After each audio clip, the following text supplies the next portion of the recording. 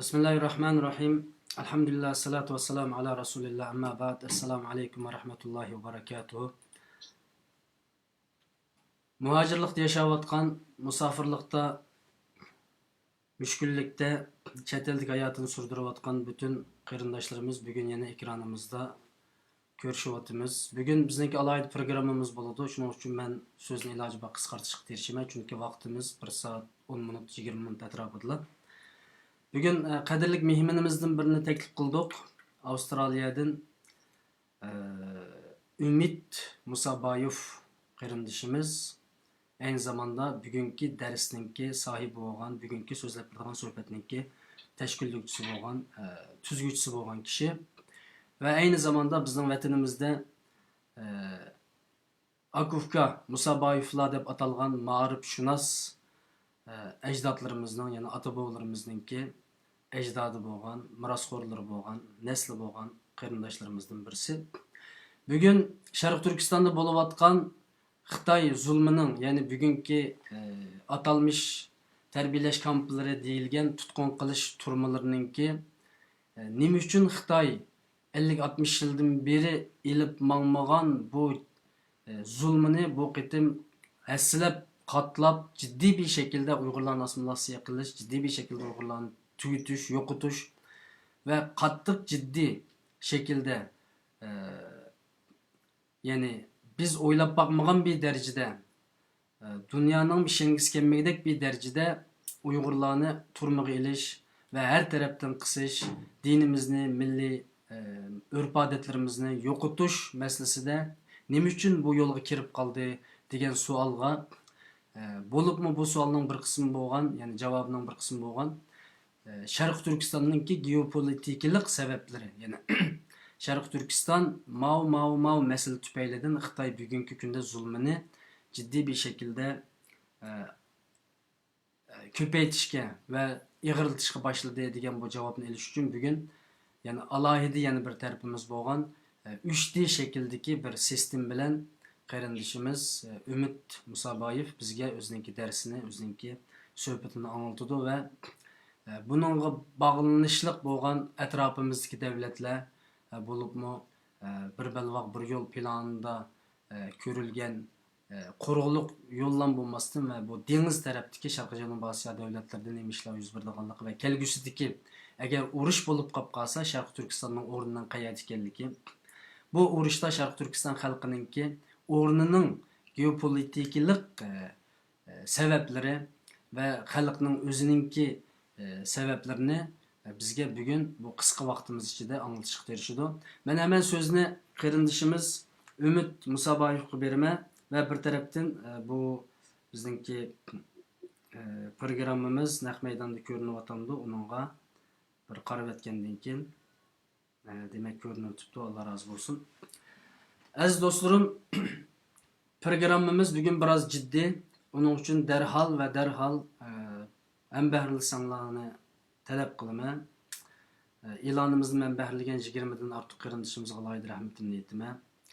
Bugün vaktimiz intayın kısa ve programımız intayın ciddi ve alayide texnikilik bir şekilde anlatıldı. Hem onların kuluqı bizim qarindishimiz Ümit Musabayev buludu. Assalamu alaikum Ümit Musabayev efendim, qarindishimiz ekranımız hoş geldi. Allah sizden razı olsun. Ve aleykümselam. Allah sizden razı olsun. Mahpusa programını başlaydı. Bütün sefer ciddi dediniz. Başçı biraz ciddi başlaydı. Boluda aslında sizni bir halkımızı tanıştırıp veya ki sizin nam şerifinizni halkımız bildirsek yaxshi bo'ladi, ama bugünkü vaktimiz hem ciddi hem sözlendiğin mesele bek muhim bo'lganligi uchun bugün sizni tanıştırış ve sizinle tanışıp çıkış ve sizin ekranda görüş meselelerini keyinki programmalarımızga qo'yib qo'yadigan bo'ldik. İnşallah kelgusi programmalarımızda siz bilan daqamda o'ltirib boshqa masalalar ustida so'zlashimiz. Undaq so'zni men sizga beraman. Men savol bilan başlamayman bu qitimliq darsimizni, suhbatimizni. Yani sizinki bayon qilish xarakteringizdagi so'zlaringizni anglab bo'lib, agar buni muvofiq shakldagi savollar kelib qolsa so'rayman, bo'lmasa davomli quliqimiz sizda bo'ladi. Merhamet. Oldu hemse. Ben başlayayım. Aldı bilen bugünkü tema nima uchun Xitoy uyg'urlarni jiddiy bostiradi. Xo'sh. Bunun endi mana geopolitics deydi. Geopolitika deb qoldik uyg'urcha. Jo'grafiyaviy siyosatda bunun sebepleri var çok. Hı hı. Aldıktan biz Xitoyning şu etrafimizdeki ahvollarni, Xitoyning ahvolini bir qisqacha bilib chiqsak, bunun nima uchun bo'layotganligini bilalaymiz. Ham Hı hı. ba'zi ziyolilarimiz yoki ba'zi kishilarimiz tarafidan o'tirib qo'yilayotgan saqlab baqsaq vaziyat o'ngshilib qolarmi degan savolga bir javob topamiz. Hı hı. Shu oldi bilan men bu yerda Xitoy Xalq Cumhuriyatining xaritasi bor. Ham bir sizoq bor. Hı hı. Bu sizoq Hu sizoqi deydi. Hı hı. 1934 yılı Hubayun isimli bir Xitoy nüfus tadqiqotchisi bu sizoqni sizib chiqqan. Hı. Endi shu vaqtdagi nimaga asoslangandimi shu nüfus ahvoliga. Bu sizoqning ostidagi qismida Xitoyning nüfusining 94%i mush ostidagi dengiz bo'yidagi taraflarda yashaydi. Hı hı. Aşağıdaki sizoqning ustidagi Janubiy Mongoliya, Tibet, bizning Sharq Turkistondagi zimirlarni uning hisoblashida Hı hı. 6% nüfusu geldi. Şunun için bu sizoq nima uchun muhim deganda, buni Li Keqiang yaqinda bir qancha yil oldida bunday ish yo'q deb bir rad qilgan bo'ldi, lekin ilmiy asosda bu sizoq yana kuchga ega. Hı. Chunki qaraydigan bo'lsak, bu 94%lik rayon Hı. bütün iqtisodiy taraqqiyot mushu yerda bo'lyapti, mush dengiz bo'yida. Hı. Mush sizoqning ustiga chiqib, g'arbiy shimolga mang'an sari iqtisodni tuban, taraqqiyotni tuban, hem odamlar kambag'al. Sizoqning ostidan dengiz bo'yiga yaqinlashgan sari iqtisod taraqqiy qilgan, portlarda tijoratlar bo'layotgan, ham odamlarning maoshi yuqori. Bu sizoq hozirmi kuchga ega. Shuning uchun Xitoyning yuragi iqtisodiy, siyosiy, harbiy o'rinlashmish yuragi 94%lik Sharqi Janubdagi dengiz bo'yi rayon. Endi bunda bir davlat, bu davlat bunda iqtisodiy taraqqiy qilayotgan vaqtda xuddi insonlar yemaklik iste'mol qilganidek bunda davlatlar sanoati uchun neft iste'mol qildi. Neft iste'mol qiladi, undan keyin mahsulot ishlab chiqardi, mahsulotni sirtqa chiqib sotadi. Bu endi bu davlatning hayot turishining arteriyasida yuragiga kirayotgan, arteriyadan kirayotgan qonga hisoblab chinaq muhim ish bu. Hı hı. Shuning uchun biz endi oldi bilan Xitoyninki nimasiga qarab chiqaylik. Neft kirish yo'liga qarab chiqaylik. Xitoy nereden oladi neftni? Hı hı. Mana bu Xitoyga neft kirish yo'li. Mana hozir qizillar neftga kirayotgan tariflar desak, mana qarasi neft kirayotgan dengizdagi yo'l endi. Hı hı. Mana ikki qizil o'tir sharqdan kelgan neft. Mana bu ostidagi qizil bo'lsa, Latin Amerikada Venezuelaga o'xshash davlatlardan kelgan neft mush yo'ldan maqoladi. Bunu bir hareketlik ko'rsak, ular keladi, kelib Hindistonning ostidagi Sri Lanka tarafdan meni eng muhim bo'lgan Singapur, Malayziya va Indoneziyaning o'rtasidagi Malaka bo'g'ozidan cho'kib o'tdi. Hı. Bu endi asosli neftning o'tadigan eng tor bo'g'oz mushu. Shuning uchun bu bo'g'ozning strategik ahamiyati pek cho'ng ahamiyatligida pek muhim yani. Bu aniq ko'rinish uchun yana bir minversin.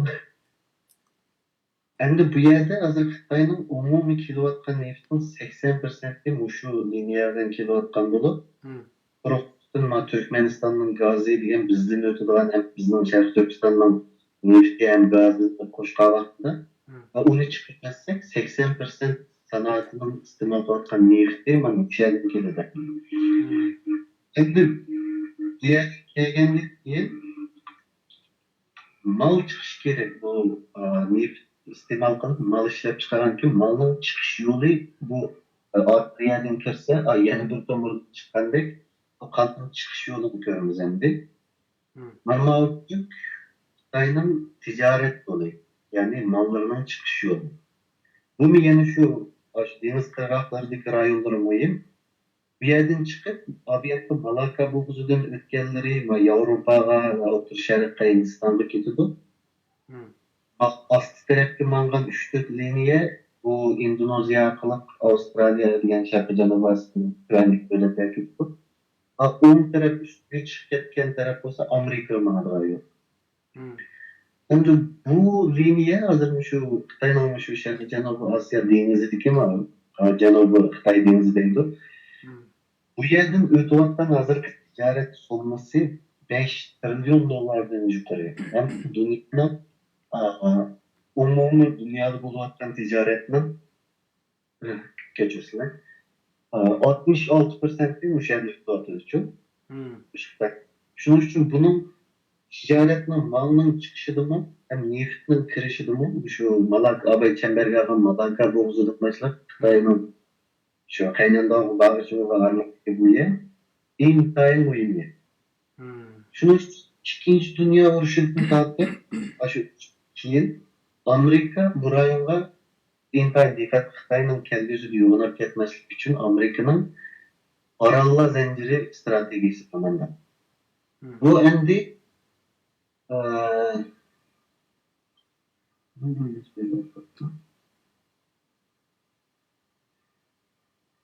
bu Arallar Zinciri bir şey mi? Birinci sızak, Xitayga yakın sızak Hı. ve Japonya'dan İmidin başlar, Kagoshima'dan başlar, bunun kendin Amami, Yokosuka, Okinawa'dan Tayvan'a çıkıyordu. Ondan keyin Filipin bilan tutuşup astidagi birinchi zaqlatma sol tarafga Hı. Indoneziyadan boshlab Albay biz degan Malaka bo'g'izini taqagacha bo'lgan oraliqda bir tabiiy orol bor. Hı. Bu yerga qo'ygan Amerikaning dengiz armiyasi asosan shu Okinawadan o'sha atrofda chunki Indoneziya bilan Malayziya bilan askar kirgizish territoriyasidan Amerikaning askarini o'zi bo'ldi degan kelishim bo'lganligi uchun Hı. bu yerga Amerika shunda erkin harakat qila oladi. Xitoyning cheklab qo'ygan birinchi orollar zanjiri strategiyasining birinchi zanjiri bu. Hı. İkinci zincir, eğer bu zincirden çatak çıksa, mesela Tayvan'dan çatak çıksa, Xitay Tayvan'la evlilik kalsa, ikinci zincir Japonya'nın Osaka'dan başlar. Bu Ottursadaki ikinci zincirin Ottursadaki yer Amerika'nın Guam harbi bazası. Bu yerden mi aslında Indonezya'nın Jayapura diye yere gelince, üstünde ikinci zincir var bu Xitay'ın tosaş için. Buni mouse'da ko'rsatib bersangiz qanday bo'lar? Hozir yaxshi ketyapti programma yaqinligi. Mao mana birinci zincir. Hı. Bu yerda Okinawa bir yerdan başlandı. Hı. Ko'ringan bo'lsa. Ondan keyin Mao Tayvan. Hı. Tayvandan keyin aslida Filipin başladı. Bu mal chiqirdigan yo'lni deyapsiz, shunami? Bu mal chiqaradigan yo'lni to'saydigan Amerikaning zanjiri. Ha, bu Amerikaning to'saqlari yani. Amerikaning ikki to'siqi ya. Birinchi Orol zanjiri strategiyasi deb Amerikaning ikkinchi dunyo urushidan boshlab yo'l qo'ygan Xitoyga qarshi bir cheklash zanjir strategiyasi bor. Hı. Mana shu ikki zanjir. Mao Yapondan boshlab Tayvangacha bo'lgan birinchi zanjir deymiz. Hı. Osaka'daki Amerika'nın bazısı. Hı. Mao Otturski olsa Guam'daki Amerika'nın harbi bazısı. Aslında Indonezya'ya her vakit kirip çıkarlaydı. Hı. Indonezya'nın Jayapura diye rayonunda Amerika'nın yanında harbi hareketliliği var bir yer bu. Bu ikinci zincir. Bu hammasi deniz armiyasi. Bunun elmisi deniz armiyası ama Amerika'nın deniz armiyasının ayrıpılan sani Hı. Hı. Amerika armiyasından kalsa dünyanın ikinci çoğun hava armiyası çok. Hı. Amerika'nın deniz armiyasının ayrıpılanlarının sani Cumhur'un yaki Rusya'nın ayrıpılan sanıdır mı cık. Yani hava armiyası mı var bir yerde diyen gepte yani. Hı. Şunun için bu zincir bir yana tosap doğallığı için ikisi Hı. Xitay Sharqiy Janubiy Osiyoda jidal bo'lyotidi degan Mana kızıl boya koygan yerimiz ya. Haberlerge çıkıvatkan. Hmm. Xitoyga 9 sızak bir rayon bölüp, bu rayon bizning de nima qilishni boshladi cho. Hmm. Bu rayonni tanishishni boshladi. Ham bu rayonda Xitoyning 4 asosli nishoni bor bu rayonni ilishda. Bu rayon bunun birincisi bu Tayvanni tatili Hmm. Arallar zincirden birinci zincirini sunduruş. Bununla kelgüçsüzlüğünü kılış için, bunu kılalışı için bu rayonda bulanın nemiz turuş gerek. Bu rayon kolu turuş gerek. İkincisi, bu rayonda abay diginizde 5 trilyon dolardan artık ticaret kiyimi ötüdü rayon boğalığı için bu ticaret liniyesini kontrol kılışta Xitay bu rayonda işil tut. Üçüncüsü, bu deniz rayonunun intayın köp yerastı tabii gaz zapsı baykaldı. Onu mu azar Xitay özümüz için işiltimizde bu rayonda çalışıyordu. Dördüncüsü, ma kök çemberde kıtırgan abiyan Malaka boğazı. Bu boğazda amalda yakın tur. Çünkü Amerika bu boğazı kapılasıla Xitay'ın bütün neft kiriş yolu ticaret çıkışının bu Hindi Okyan'dan Avrupa'ya yolu henüz takılıp kalmalı için Xitay bu rayonda yıkarak asker turguzalırsa Xitay için faydalı kaldı. Bu kelgüsüde bu rayın bir vasıta takılıp kaldı. Şunun için Xitay endi buni tevekkülge bir boğazga eminasini devletinin kelgüsünü bir boğazının bexaterligi taşlap koymaydan bir devlet. Şunun için Xitay'ınki bir planı mana bu. Ma aldın plandaki muş Malakka boğazı neye qaylaydı bu yerdeki güçünü biraz kiçikten açıklayabilirsin. Buldum. Bu Malakka boğazı, bunlar kök çemberdeki yer. Bu üstünde Singapur var. Singapur bir küçük şehir değil dendi. Onun için bu üstündeki rayondaki çoğun devlet Malaysia. O aslında olsa Endonezya. Bu devletler Singapur'da Amerika'nın deniz armiya bazısı var. Şunu için ben o taraftan koydum. Her bir Pakistan'ı. Bu tarafların sani kaçlık gücü var onu birden bikindeyimiz. Bunun için bu boğaz intihar mühim hem Amerika'nın 7. filotunun, Asya Deniz Okyan filotunun bazı uruş tarafları müşahitini kontrol kıptırdı. Şunun içiliş, yıpıtışı Amerika'da kullandı. Şunun için eğer Devlet devletli Singapur. Bunda boğazlar halkara uçuk buldu. İstanbul'dan boğazı okşaş. Halkara uçuk buldu ama bu boğazga çıkarılan bu boğazının yeni doğan devletler Singapur, Malaysia, Endonezya. Tamam. Hem takım yaxşı düşündüm. Hoş. Endi bu ahvalda bu Amerika'dan bir dokunuş çıkıp bu boğaz takılıp kalsa Xitay'ın bütün iktisadının yıkılıp geçişi ihtimali yakın boğazlar için Xitay bir plan bilen mandak bir yol buldu. Bu Paris'i Amerika'daki denizden gelgen yol olsa o sözün rengindeki kuruk yolu. Yani o Malaka boğazından ötmezden Xitay Allah hatar bo'lgan ekan. Ekilib mana birinchi chamber söz görmem mümkün. Bu Sri Lanka. Bu küçük Aral'da Hindistan'dan aslında. Sri Lanka'nı bu Xitay ticaret eden qarzga bo'g'ib, qarz berib turib, oxirsida bularning eng asosiy portini qarzni to'layolmasam portni bizga berib, intayin cho'ng bir portni ilib oldi. İlvansın kelini o portni bilan harbiyleştirishga qarab menyapti. Hem ticaret mavzu, hem neftlarning o'tishi, hem harbiyleştiryapti yani. Çünkü bir plandaki liniyani qo'llash uchun. Bu ikinci çember olsa bu Birma. Birma bilan kelishib, ular bir port deyilyapti bu. Buningki maqsad Malaka bo'g'ozi taqilib qolsa, bu yo'l bilan Sri Lankada Birmagacha denizdan akilib ondan keyin quruq yo'l bilan buni Yunnanga ulab, aynan. Bundan keyin sanoat rayoni bo'lgan rayonlar quruqlikka yo'tkash. Bu Xitoydagi B plani desak, ama bu yerda bundaq bir masala bor. Bununla Hindistan Xitayning Hindiya okeanida kalmaydı. Şunu Hindistan'ın deniz güçleri bu liniyaga tehdit. Xitay Qizil taraflar Xitay desek, üstüdeki kök taraflar Hindistan'ın deniz akışı desek, bu rayonda bu liniyanın hem kiriş yolu hem 20 qarab mingga yolunu Hindistan tarafı bu yerga ta'sir gösterdi. Yana bir narsa, men eng ostida bir qora chambar qilib qo'ydim. Va bu Diego Garcia degan Angliyaning bir orol zimini var bu yerda.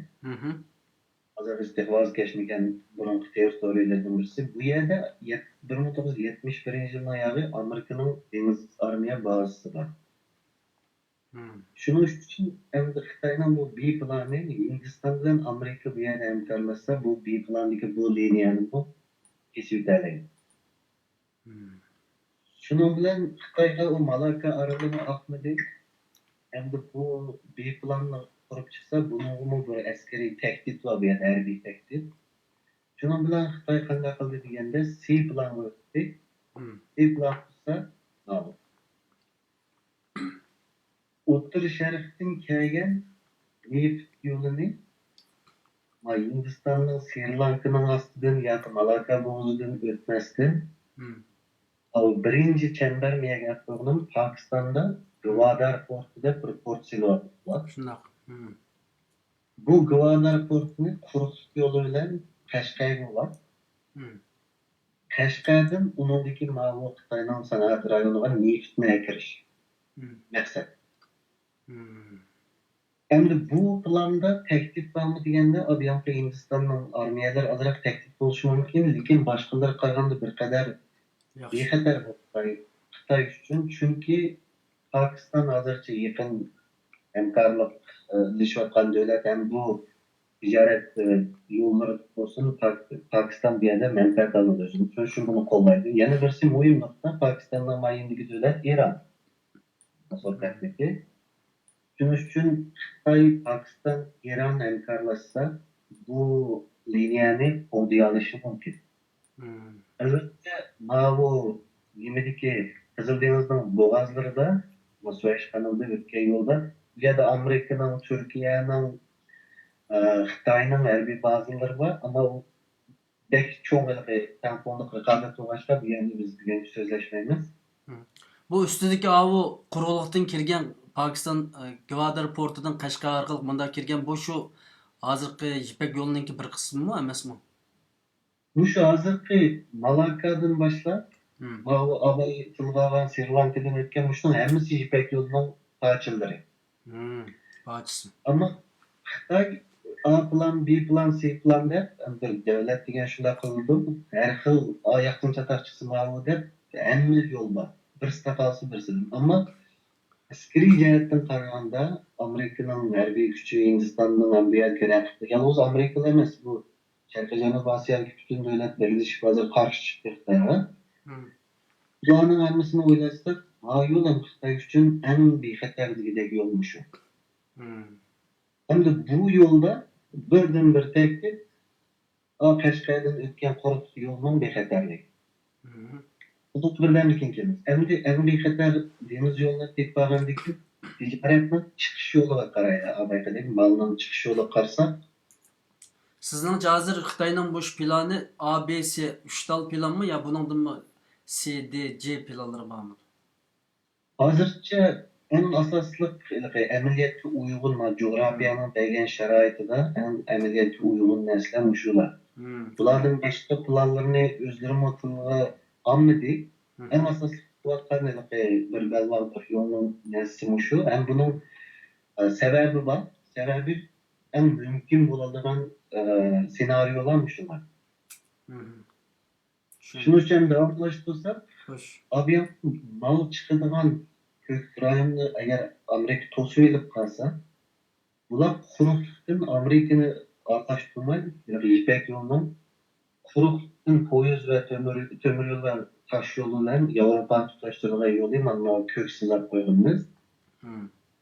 Bu Xitoyning sanoat rayonidan malni ilib, Urumchi, Olca qatarlıq şehirlerden Kazakistan'a ötüp, Kazakistan'dan Özbekistan, Türkmenistan'dan İran, Türkiye kılıp gidiyor.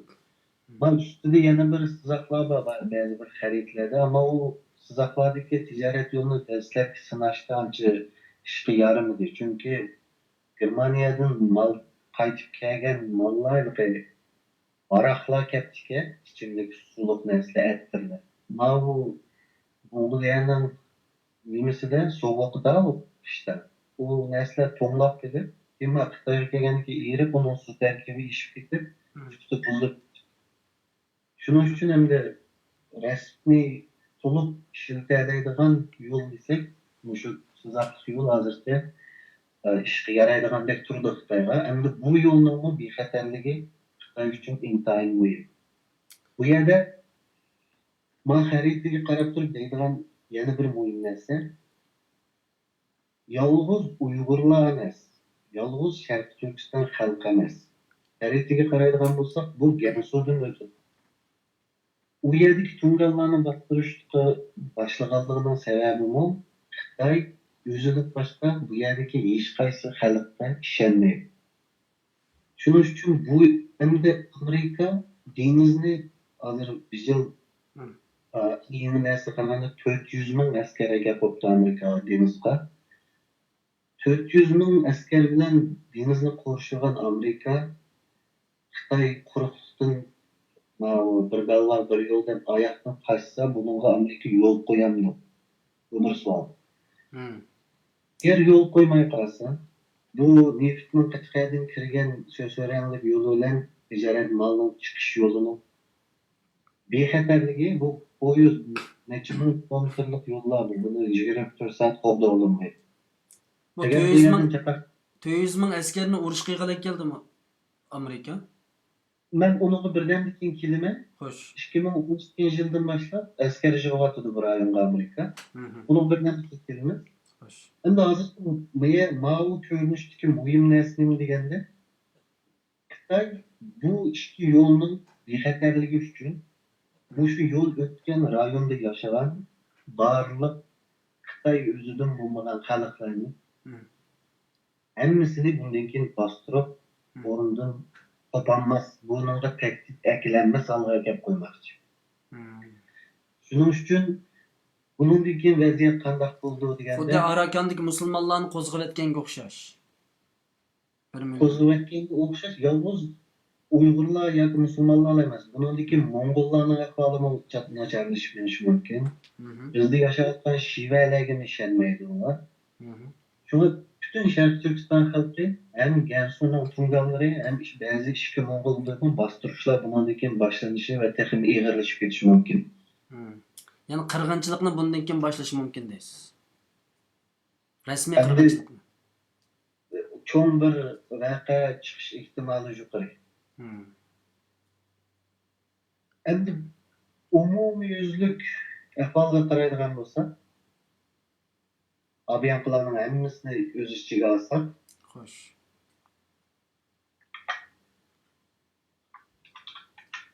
hozir bütün umumiy xarita, umumiy Sharqiy Janubiy Osiyoning umumiy ahvoli mana ma'lum. Bunun da oldi bilan dengiz tarafdagi rayonlarga qarasak, bu biraz yiqildi. Her günü Amerika bu Xitoyning rayonda qurgan rayon bizningki degan rayonini Amerika e'tirof qilmadi. Uni xalqaro dengiz deb qarashga, xalqaro dengiz rayoni degashga Amerika her günü urush chiqarqilarini, bombardimanchi aeroplanlarini bu rayonga aytibdi. Her günü Xitoyning qurgan orolları var. Nimaga orollarni qurib aloqa bo'g'ziga yiqaroq turimizda orol qurib askar harbiylashtiryapti bu rayonni, ammo Amerika har kuni Xitoy bilan qarshilashyapti bu rayonda. Mana uchib yurgan aeroplanlar shu davomli shu havo dengizning havo ustida davomli shuni kontrol qilib turayotgan aeroplanlarmi? Kuzatayotgan. Bu əvvəlki aeroplanlar asaslıqı casusluk uçuru ilgiləydiği aeroplanlar, amma bəzide Amerika B-52, B-1 Hı. yani bombardımançı aeroplanlarının o əvvəlki çok Xitaylıları signal olsun der. Hı hı. Bu yerde yalnız Amerikalı emas, Yaponiya mı var, Avustralya bir yer mətnin aldığı Xitaydan bir qarına qarşı geldi. Hı hı. Ki hatta Xitayning uzun yıllık dostu Vietnam'ı aslında bu Xitayning tehditinden korkarak Hı. bu Amerika tarafı yakınlaştı. Filipin, hemmisi Xitay'a karşı bu dayındaki devletler birleşip başka Xitayning Miningki de asker duruluklar rayonuna bular harbiylerini apırıp Hı. karıştırışlar. Ama bu yerde çoğun bir xatarlik ahvolni deganda xato tushunib qilish. İngilizce miscalculation deydi. Hı hı. Agar Amerikaning armiyasi yoki Xitoyning armiyasi qarshi taraf mana hujum qilgan bo'ldi deb o'ylab qolsa, bir so'z qarshilashgan. Bir taraf o'q chiqarib taslar, Hı. bu yerda cho'ng urush portlab ketish ehtimoli bor. Hı. Hozir Bundan butun xato o'q chiqarib qolsa bo'ldi ekanda, ha? endi uning ehtimoli yuqori, chunki urushlar shunday boshlangan. Ya'ni Vyetnam urushimi Bularning xato o'q chiqarib qilishiga biz sabab bo'la olamiz, Uyg'urlar, Sharq Turkistonliklar. bu denizde bo'lg'achqa o sal tez. Tez. Deniz gücü yok ama bundaq sharoitda chunki Xitoyning tarafdorligi Filippinning tarafdorligi üstüvetken ishlar bo'ldi uchun, so'qivetken ishlar bo'ldi. Hatto Tayvanning tarafdorlari Xitoyning tarafdorlari bilan qarshilashgan bir-birsiga so'qilgan voqealar bo'ldi. Endi Tayvan asos qurol ishlatmay social bular bir-birsiga suchachi o'ylab ko'rganlar. Hı hı. Ama Amerika bilan Xitoyninki bir-birini xato tushunib bilib bir askar xato tushunish bilan meni qarg'ayapti deb o'ylab qolsalar, bu yerda urush chiqish ehtimoli yuqori edi. Jiq tadqiqotchilar ansiraydigan nimasi shu nuqtasi. Hı. Endi bu rayonda urush chiqish ehtimoli yuqorimi desa, mencha 80-90% yaqinlashdi hozir. Hı. Çünkü bu rayondaki devletlerin hemmisi nimaga tayyorlik qilyapti? Askeriy tayyorlik bo'lyapti hammasida. Onu birdamki xabarlar bilan anlatmayman. Endi Amerikaning bu rayonda qilayotgan nima desa, strategiyasi 2012-yili Obama hukumati Obama hukmiga tushishni oldida yeni bir strategiya o'rtaga qo'yib, bundan keyingi markaz O'rta Sharq emas, Sharqiy Janubiy Osiyo, ya'ni mushu rayonda üstüp bu yerga Amerika deniz armiyasining 60%ni mushaq yetkazganligini e'lon qilgan cho'q. Shuning uchun umumiy tarixini qo'yay. Shu kundan boshlab Amerika bu yerga butun Amerika deniz armiyasining 60%ni bu yerga yetkazadi. Hozirgi Rossiyaning xabar agentliklarining ba'zi nimasi qarasam, hozirda eng yeni uçurda 400 mingdan ishib ketganligi Amerika armiyasining bu yerda. Bunun içinde Japonya'da 50 bin asker var. Kore'de 30 bin asker var. Avustralya'da bir kancı bin var. Ki Guam'da asas bazısı. Şunda kullanılmış için hem de Mao Trump'ın başlayan Suudi ciddiği eğer Xitay'dan boğan istedim. Ahirine çıkıp bu cidden küçüğüp gidip kalsam azaki çoğun ihtimal Amerika birinci bulup Mao kök çemberdeki Malaka boğazı takıp aldığın işi çıkıyor için. Eğer de o ticaret vuruşu yoğunlap gidip kalsam. Bir yana takıp aldığın yıllar bu Xitay'dan karşı çıkılan geldi. Hazırca huzurunu vermesi Amerika'nın kolu da eğer kol salınız ise Malaka boğazından başlayamaydı. Şunu için Xitay buna karşı korkutuk yılının mağmakçı ayaktan. O yoldan tiniştirip için bu yer kalıklarını asasen hem de yokluğun ornuna kalmasını FMP diginde bilen sundurup taşvir etmek için. Mayadki Qizil paraxutlar Xitoy paraxutlari. Evet, Kızıl Paraxutlar, Xitoy paraxutlari. Keyin yana bir Qizil paraxutlar.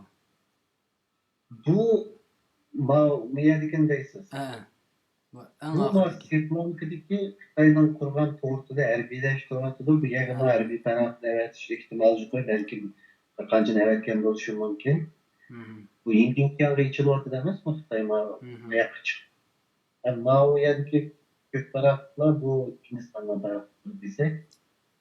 Meningki bu paraxodlarni so'rashimda Amerika u yergami yana bir nimalar Angliya bor ekan bu yerda kichik orolda. Demak bu ishning ichiga Angliyami kirdi degan gap. Biz faqat Xitoy Amerika urushi demay buni masalan biroz kengaytsak birinchi uningga ergashadigan davlatlar Yapon, Angliya degandek davlatlar, shundaymi? To'g'ri bo'ladimi shuni desam? Oldi bilan orol Angliyaning oroli, ammo u yerga harbiy baza Amerikaning bazasi. Demak, tamam. Boshqa ham hozir mana bu Yevropa ittifoqini bu planga qarshi chiqyapti Xitoyning bir balon bir yo'l degan siyosatiga. Hı hı. Endi bu yerda agar bir narsa portlab qolsa, birinchi pay o'q etilib qolsa, yolg'iz Yevropalar emas, hozir Xitoy bilan do'st bo'layotgan davlatlarni qaytadan do'st dushman hisobiga kirib, chunki Hı. birinchi pay o'q etilgandan keyin hamma narsa munosabat qaytadan boshlanmoqda.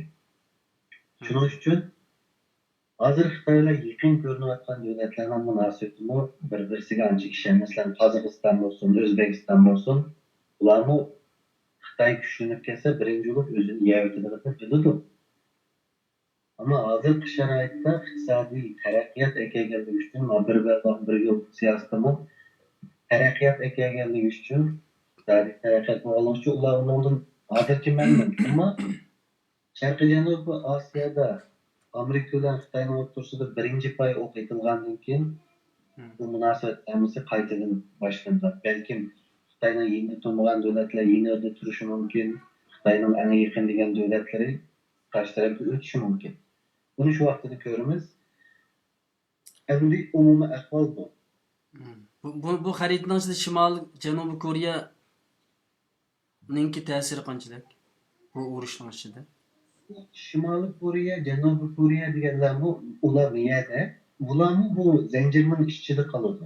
Birinchi Yaponiyadan boshlangan birinchi zanjirning ichida qoladi. Shuning uchun ularni endi Janubiy Koreya Amerika taraf, Shimoliy Koreyani agarda bir urushning ichida qolsa, u zanjirning ichida Amerika uchun boshqa cho'ng masala emas. Ammo Amerikaning hozir qilmoqchi bo'lgani amal bormi shu Shimoliy Koreya masalasini tinch hal qilib olgandan keyin, undan keyin boshqa ishlar qaramoqchi. Endi bu yer yana bir narsa bor, ustida Rossiya bor. Ba'zilar Rossiya qanday deyishi mumkin. Rossiyaning birinchi bo'lib qarshilashadigan davlati Yaponiya. Yaponiya bilan ba'zi bir orol masalalari bor. Rossiyaning 1800 yillardagi Yapon urushi urushidan qolgan bir orollar bor. Ikkinchi dunyo urushidan keyin Rossiyaning qo'lida qolgan degandek orollar. Shu orollar masalasi ustida bor. Hem bu yerga bir voqea chiqqan vaqtida, shu voqea chiqsa, Rossiyaning bu yerga kelib, bunga aralashishiga birinchi cho'ng masala jo'g'rafiya. Bu yerdan bunaqa askariy logistika, oqsat ta'minotini to'liqlab turib, rasmiy bir cho'ng 100-200 ming kishilik armiya bilan bu yerga kelib aralashishi bir qadar tez. Yana birisiga Rossiyaning eng ojiz nuqtasi dengiz armiyasi. Shuning uchun Amerikaning dengiz armiyasiga nisbatan Rossiyaning dengiz armiyasi bu yerda qarshilashtirib kuch yo'q. Rossiyaning asosiy harbiy strategiyasi mudofaani asos qiladi. Hujum emas. Shuning uchun Rossiyaga qanchalik aralasha oladi degan savol bek cho'ng ta'sir bo'lishi noto'g'ri. Xo'sh, abayqi so'zingizning oxiri botim shu hozirgi shu nimaning ichiga muasirning ichiga oldi ilayotganligini deb kelayotgandingiz. Bu yerga 400 ming askarni yo'tkagan bo'lsa, demakki bu yerda pat arada albatta Amerikaning hozir qadar izlayotgan siyosati bir yerga askar kelgandikda urush qilyotdi bu davlat. Demak, pat arada bu yerda bir o'q etilib qilish ehtimoli va dunyoning qayta sizilib bu yerda bir urush portlab qilish ehtimoli bor deganlik chiqdi bu yerda. Shundaqmi? Yoki xatomi so'z? Gapimiz to'g'ri. Chunki Amerika asker akesi urush çıkıldığımı bekere tarihten dünyanın birinci güçlü devletidir. Bilen ikinci bir güç yetişip çıkan vaxtıda 15 ketimlik şundak nakar oldu bunun 11'i intayın çoğun uruş bilen akıllaştıkan. Çünkü dünyanın birinci devleti ikinci devletke sen bende işip gelsen boktu demeydi ki alıyor. Hem de Xitayning hozir mushtarilarni 2020 Amerikada iqtisodiy tanlashuvda deydi. Undan keyin agar Xitoy Amerikada o'tib ketadigan ish bo'lsa, iqtisodda, unga Amerika ma'quldab yo'l qo'ymaydi. Shuning uchun hozir Trampning hozir yo'l qo'yayotgan ba'zi Xitoy qarshi siyosatlari bunga bir tadbir deb qaralishga bo'ladi. Shuning uchun endi bu yerga qanchalik askar ekanligini desak, farqlar, harbiy farqlar bo'lib, aviamakkadan Amerikaning jami 11 aviamakkasi var, bunun 6'sı Kapol. Ondan keyin çoğun kichik urushchi farqlar bo'lib, jami 180 dan ortiq farqga joylashib bo'ldi. Xitoyning endi asosiy harbiy taraqqiyotga qaraydigan bo'lsak, asosiy kuchi 66 dan 75 atrofida rasmiy harbiy taraqqiyotga kuchli deydigan. Amerika'nın çoğun kichik hammasini qo'shsak 180, ammo ularning Xitoyning darajasidagi yakunda sal yuqori taraqqiyot sonimi 70-80 atrofida, ammo aviamakkasi urush to'pi deydi. Bunun 6'sı mush rayonda harakat qilyapti. Mushu xaritani yana bir qitim qisqaroq qilib bir xulosalab etsangiz qanday bo'lar agar siz so'zlamoqchi bo'lgan narsa tugagan bo'lsa agar? Bo'ldi. Bu xarita endi Xitoyning bu Xitoy Amerikaning Xitoyni muasirasi bu yerda. Endi buni chiqish uchun Xitoy Sharqiy Janubiy Osiyoda Amerika kuchi yetmaydigan deb biladi. Bizga munosabat eng muhim narsa. Shuning uchun bu Xitoyning bir var, bir yo'l siyosati bir ulug'i var, yenichi bir siyosatmi yoki Amerikaning zanjiridan qochadigan yo'lmi?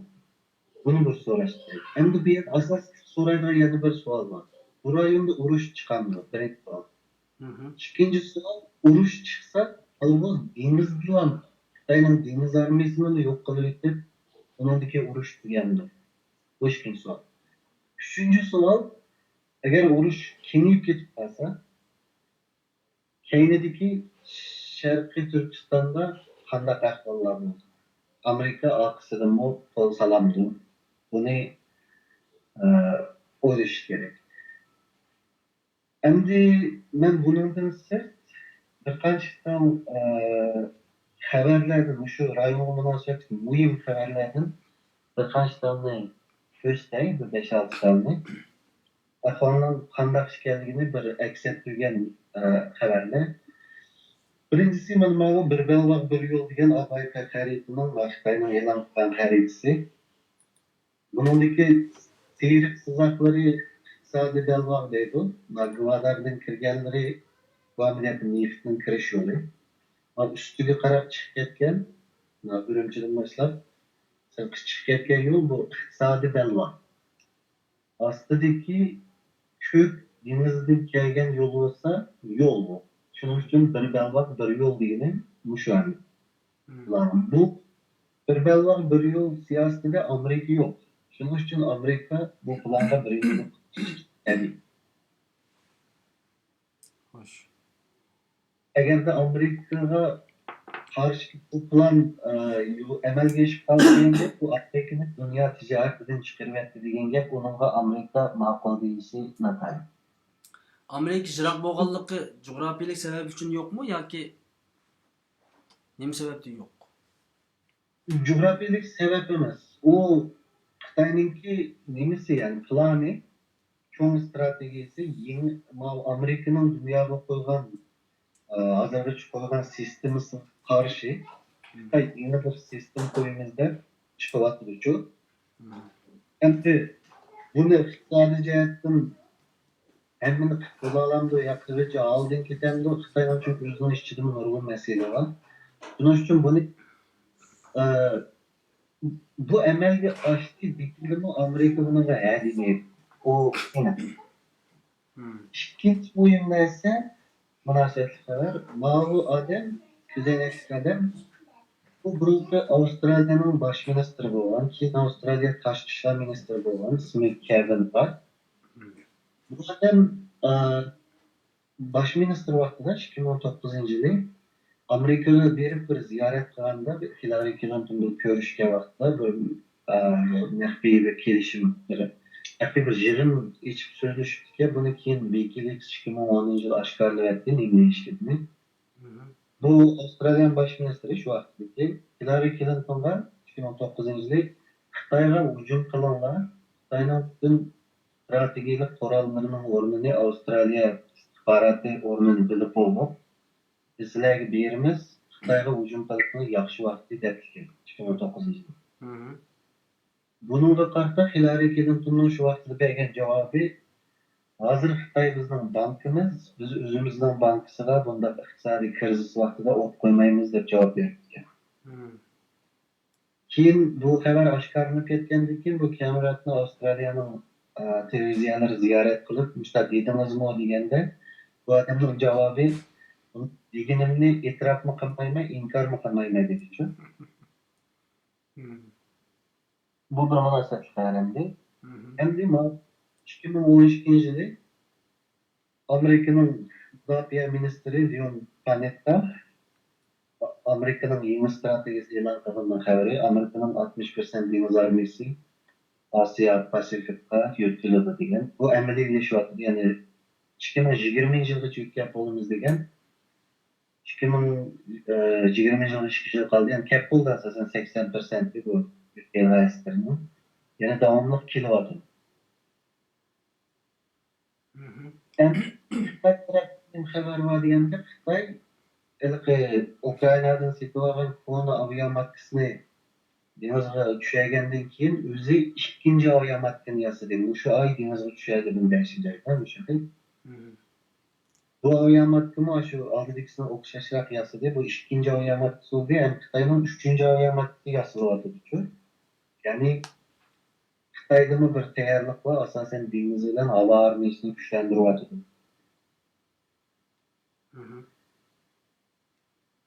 Hem de üçüncü haber Yaponiya.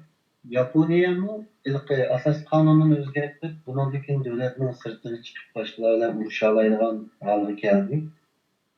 Kelgandan keyin bu Yaponning asosiy setib olgan kurashchi aeroplanlari, chunki Yaponning asosiy rayondagi kuchi dengiz armiyasi va havo armiyasi bo'ldi Xitoyga qarshi. Mushik. Amerika'nın F-35 aeroplanları kechikdi buni biz bilamiz. Uzun yıllar ketdi tadqiq qildi. Shuning uchun kechikib davomli kechikmagandan keyin buni boshqa davlatlarga yetkazib berishdi. Yaponiya o'zining 5-avlod radarga tushmaydigan F-35ning darajasida o'zining bir kurashchi aeroplanini bular yasab sinab tutdi. Bu aeroplan birinchi qitim uchdi. Endi Yaponiya buni biz jiq yasamaymiz, faqat sinab qo'limizda bor texnologiyani degandek bayonotlarni berdi, ammo bir Amerikaning aeroplanlari yetishmay qolsa, sotadigan aeroplanlar deb bir tayyorlikdek ko'ryapti buni hozir ham tadqiqotchilar. Ondan keyingi xabarimiz Avstraliya. Avstraliya o'zi F-5 deb yeni frigate deydi, ko'p davlatlar ishlatadigan urushchi parxod. Bundan yasaydiganligini, ko'plab yasaydiganligini e'lon qildi. Yani Avustraliyaning bu Xitoyga qarshi bir harbiy tayyorlikda. Ondan keyin Avstraliyami Amerikaning avatadigan sotadigan harbiy qurollar, cho'ng tipli strategik qurollar yetishmay qolsa deb Fransiya bilan bir kelishim tuzdi. Bular 12 dengiz osti parxodi setib olmoqchi Fransiyadan. Endi 12 dengiz osti parxodi balkim nima anglanishi mumkin, ammo butun Turkiya armiyasining dengiz armiyasida 12 dengiz osti parxodi bor. Yani bir devletinin kolda işte 10 ya 5 etraflı bu. Hazır Avustralya'nın kolda 6'sı varken ular 13 kılıp 18 kılıp deniz armiyasını güçlendirmekçi yani. Hem de en ahir haber Uygurlarga münasebetlik Hı hı. Şarkı Cenubi Asya Xitay'a karşı birleşiyordu. Hı. Bu yerde mal kendiki bayraklarını görürsüler. Hı. Mal resmini İlhan Mahmut Efendim'in Facebook çıkarı resminden resmi kep şuru bunu bir yerden gösterdim. Hı. En kendiki bayraklar intayın Hı. dikkat tak. Birincisi Vietnam, Hı. Hindistan, Japonya, Amerika, ondan keyin mustaqillik talab qilayotganlar. Tayvan, Hı. Sharq Turkiston, hozir Hong Kongmi, Shangang, Hong Kongmi mustaqillik talab qilayotgan odamlar chiqib ketdi Hong Kongdan. Hı. Endi bu biz uchun bek muhim. Chunki benim abay ko'rsatgan mana mavi xaritada Hı. bu yerda planlangan bu yerdagi hamkorliklarda Uyg'urlar bo'lishi kerak. Sharq Turkistonliklar bo'lishi kerak. U Ruslan o'rtada bo'lishi kerak. Hı. Bu Chunki biz Uygurlarning bayraqi va yoki Uygurlar nima bo'lib Sharqiy Janubiy Osiyo birlashmasida ko'rinib qoldi degan savolning javobi shu shunami? Bo'lish kerakmi yoki strategiya jihatdan bir planning ichida bormi?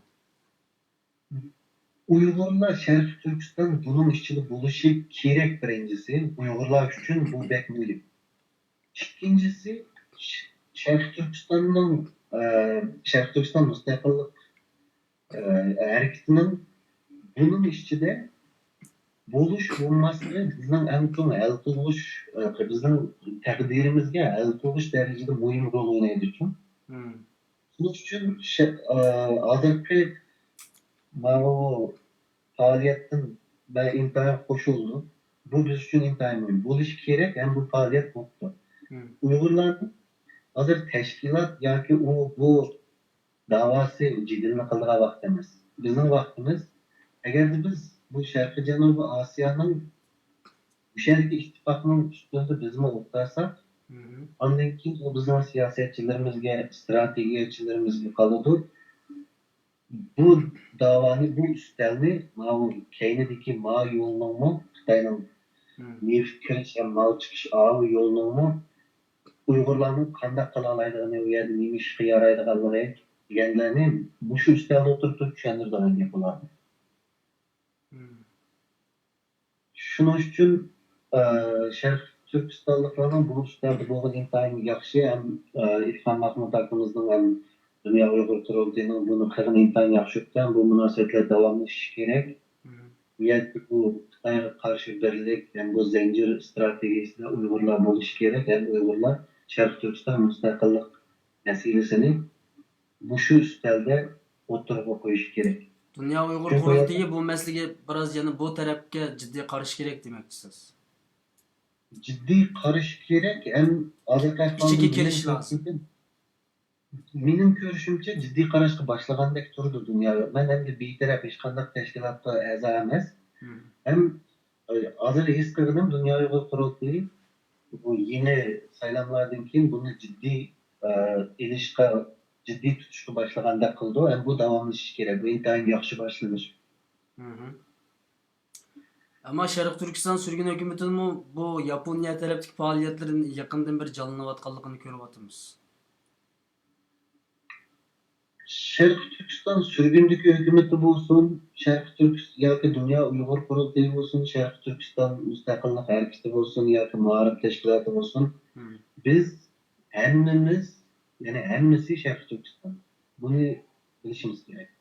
Emniyette bu belki Uygur meselesi, Uygur davası demeyin ama Şarkı Türkistan meselesi değil mi? Çünkü hiçbirisi okşamayan iki mesele. Hı. Ama bu şunlar köp araçlarda, köp yollarda, köp taktikalarda mangan teşkilatlarına boluşu bu bizden baylığımız. Hı. Bu emniyette biz için şunçilik faydalı hem buluş ne yapıyor. Ama bundan mesela mühim olan mesele bu teşkilatlar meyli perdenin keynide olsun, meyli uçuk olsun bir platformda, bir munberde yani Hı. bir süreden kilişip, sözleşip bir-birisiyle hemkarlaşıp bir-birisiyle pas çıkıp meniş gerek. Hmm.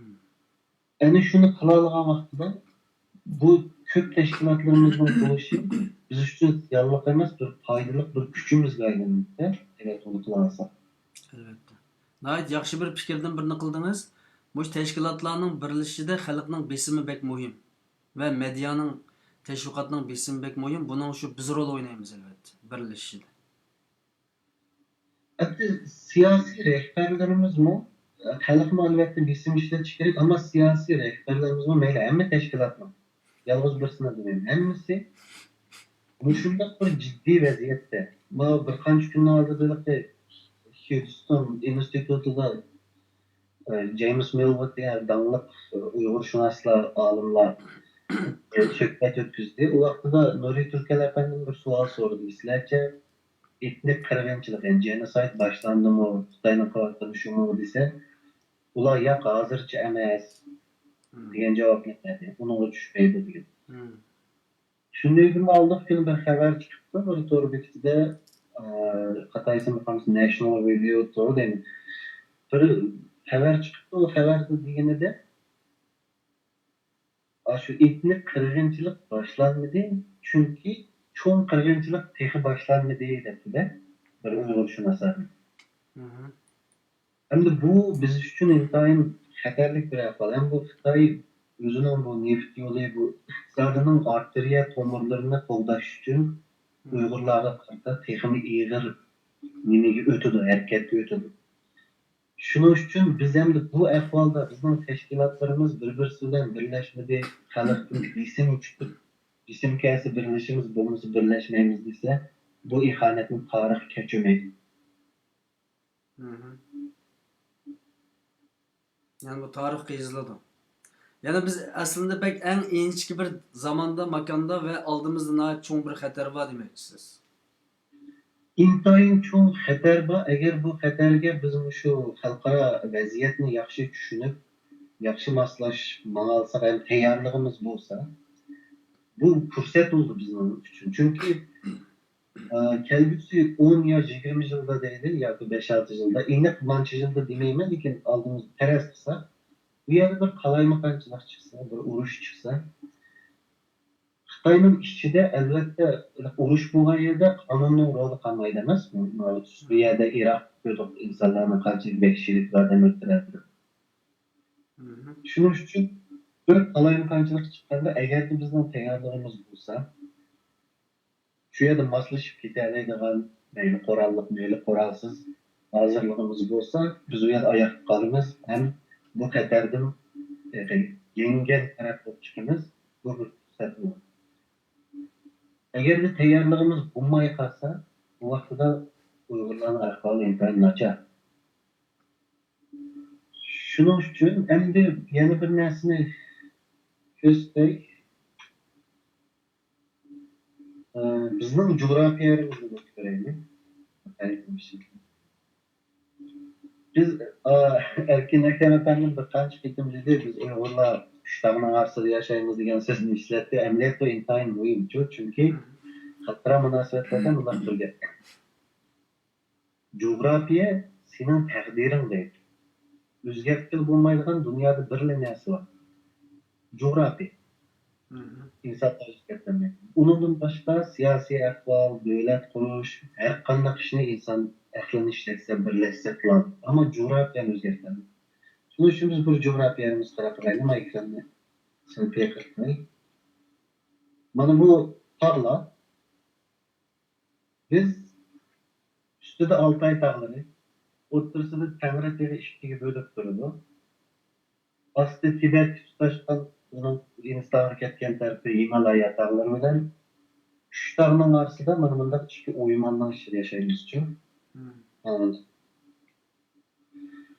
Endi bu coğrafiya Xitoy uchun bizni qo'lida tutib turish intayin muhim, chunki bunda tabiiy tog' bu Tibetni desak dunyoning o'risi deymiz. Bunda tabiiy tog' bilan qo'rshlangan coğrafiya sirtdan dushmanning hujum kirishini tabiiy to'saydigan ham.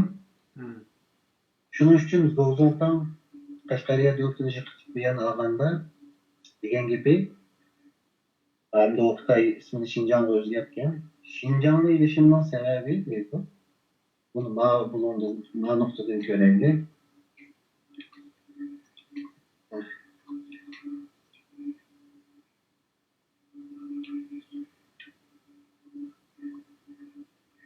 Mana ma noktadan görsek, bu Xitayning asas yerlik, Xitoy yashaydigan quruqligi intayin tuvan yerda qilib, bu Tibet bilan Sharq Turkiston taraf manzarasi intayin egiz tavju. Hı.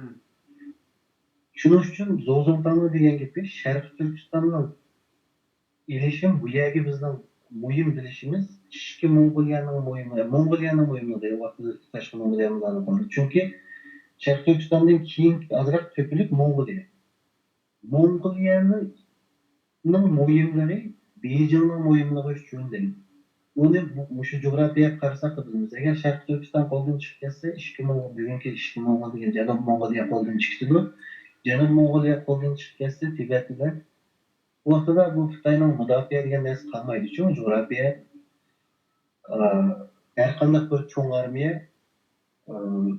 bu yerga safar qilsa, bu yerga urushga kirsa, jo'rafiya uning intayin afzal sharoit yaratib turadi. Buning uchun Xitoyning bizni muhim bo'lishining harbiy jihatdagi sababi bu tog'lardir. Hı.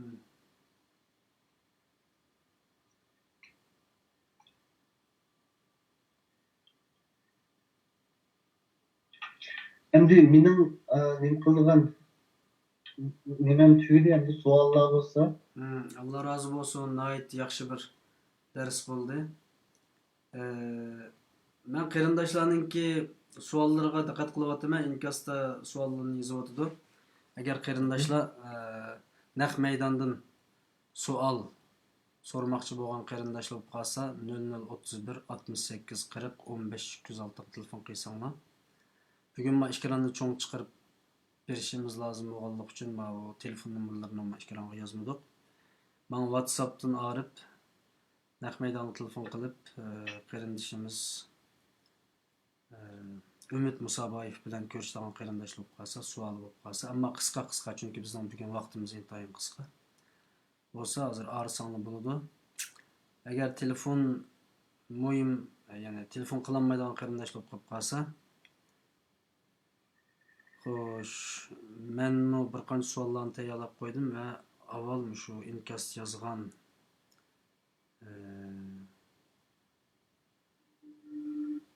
qarindoshlarning inkasini avval o'qitay.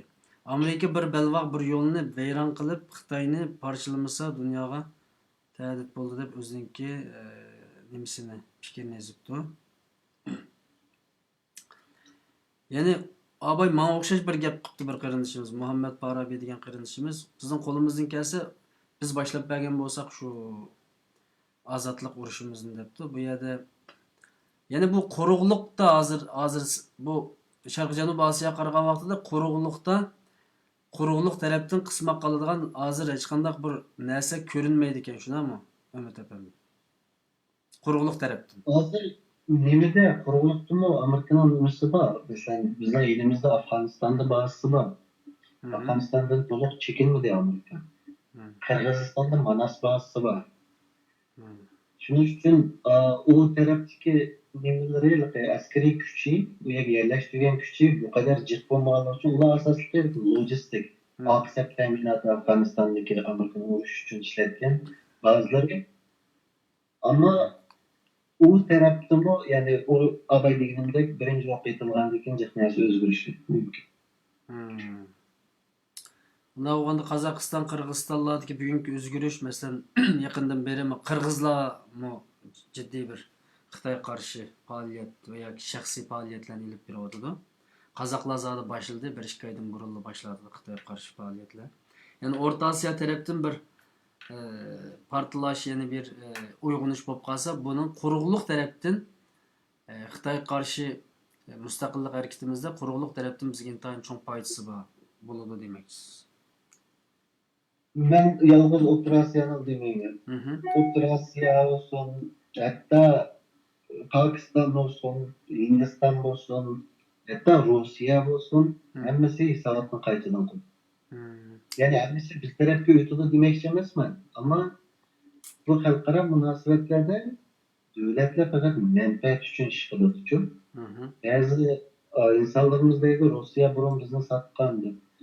U o'zining manfaatiga tushmagan vaqtida sotadi. Manfaatiga tushgan vaqtida qo'llaydigan gap. Hı.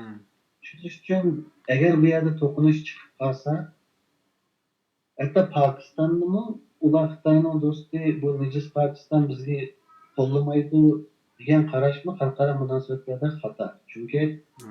ahvol o'zgargan vaqtida ajoyib o'zgarish bor. Hı. Shundoq bo'lganda yana mushundan bir narsani bilamizki, agar xalqaroning nimasiga to'g'ri kelib qolib qolsa, u ayni zamanda bizga ziyonkashlik qilganlarmi do'st bo'lib qolish ehtimoli bor. Yani Rossiya degandek davlatlar demoqchi. Xo'sh, abay bir qarindishimiz so'rabdi ekan, agar mushu taq bir urush yuz berib qolib qolsa, Angliyadan bir qarindishimiz so'rabdi. Rossiya qaysi tarafda debdi. Abay siz biroz javob berdingiz bunga. Yana bir qisqa bir javob berdi. Rossiya bundoqcha Hı. Rossiya Gomindan vaqtida bu Xitoyga qarshi vaqtida Amerika va Xitoy yaqin. Keyin Gomindan yiqilgandan keyin hozir kommunist Xitoylar chiqqandan keyin Sovet ittifoqi bularni qo'lladi. Amerikaga qarshi ikkisi birga hamkorlik. Hı. Ammo keyin Sovet ittifoqi bilan Xitoyning munosabati buzilgandan keyin Amerikalik Nixon Xitoyga kelib bir mushkiyat siyosati boshlangandan keyin nima oldu? Hı. Mushkil Mushkiyat siyosati. qilib, undan keyin munosabat boshlandi. Xitoy bilan Amerika birlashib turib, Sovet ittifoqini yiqitdi. Hı. Sovet Endi ittifoqining bugun yiqilishida Xitoyning qo'li bor demoqchisiz, shunaqmi? evet, Aynı zaman Talibanlarni qo'lladimi Xitoy? Talibanlarni Sovet ittifoqiga qarshi Amerika qo'lladi. Hı.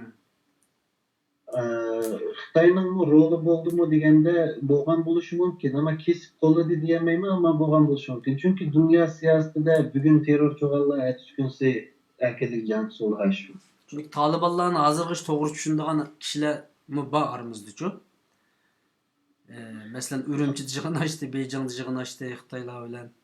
Yani mencha Talibanlarni %100 qo'lladi Xitoy aynı zamanda. Yani bunu da qo'llashdi faqatlam Rossiya qarshi taraflar yo'q hamda nurg'un taraflar bor. Men shunaqa deb qaradim. Men yana qarindishimizningki nimasini o'qiy inkosini meningcha Amerika bilan Xitoy orasida qurolli to'qinish yoki urush bo'lish ehtimolidan yiroq. Amerikaning Xitoyni yengishdagi eng muhim nuqta yana iqtisod debdi. Yani iqtisod bilan bog'lanishlik bo'y urush bo'lsa bo'ladi, bo'lmasa boshqa bo'lmasi mumkin debdi. Buningga men shaxsan 30% qatilaman. Agar Amerika Xitoyni iqtisodiy jihatdan qamoq qilsa, Xitoy iqtisodiy jihatdan zo'r vayronchilik uchrasa, Xitoyning siyosiy tuzilmasi o'zgarish bo'lib, Xitoy malomon bo'lib parchalanishi mumkin deb o'ziniki fikrini o'tirib qo'yapti. Bunga qanday qaraysiz? Faqat iqtisod uchunla Xitoyni vayron qilamdi Amerika. Endi dunyodagi asosiy siyosatlarning keyindagi asosiy narsa iqtisod. Chunki iqtisod bo'lganda texnologiya bo'ladi, texnologiya bo'lganda armiya bo'ldi degan uchun. Ammo shundoq bir nima bor, masala. Hozir Amerika bilan Xitoyning o'rtasidagi raqobat, iqtisodiy raqobat nima desangiz, Amerikaning yenilik yaratish kuchi bilan Xitoyning o'g'irlash kuchi baslashyapti. Amerikaning iqtisodining eng kuchli tarafi nima deganda innovation, yani yenilik yaratish kuchi. Amerikada erkin fikr qoldirib uchun insonlar shunday iqtisodiy kuch yarata oladiki, hech qanday narsasiz Facebookni yasab chiqa oladi. Bu odam Facebook, YouTube, Google, Apple deymiz.